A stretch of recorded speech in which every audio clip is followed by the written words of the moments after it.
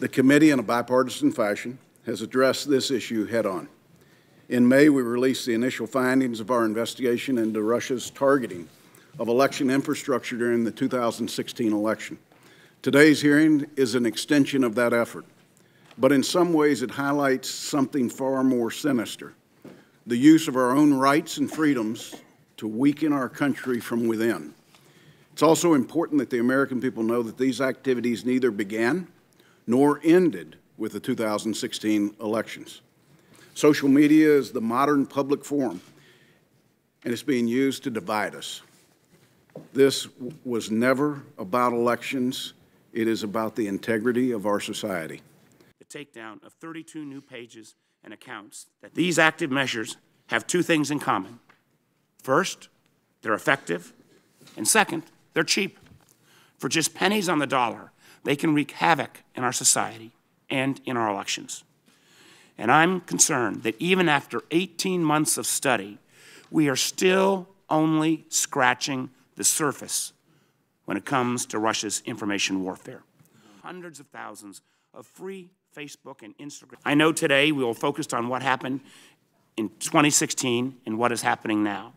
But Russian active measures have revealed a dark underbelly of the social media ecosystem.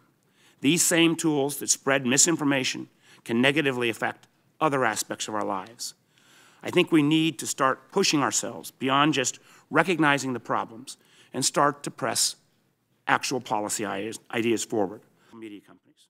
For example, does a user... Facebook has alleged that IRA activity on its platform alone reached 126 million people, and that doesn't include Instagram or Twitter. What can you say about the extent to which the IRA activity reached real Americans? We spent a lot of time talking about Facebook and Twitter, but as Renee highlighted and others have noted, this is a problem of the entire information ecosystem. This is cross-platform. Reddit confirmed hundreds of IRA-created accounts.